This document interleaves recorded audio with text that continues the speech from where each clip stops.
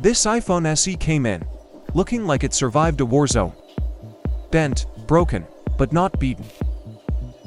It had already gotten new screen, but it still That's what we do. This is deeper and just a broken display. Turns out the frame was fast. Like, really fast. A full house of devices, like stick it. We carefully remove every single part. The logic board, battery, cameras.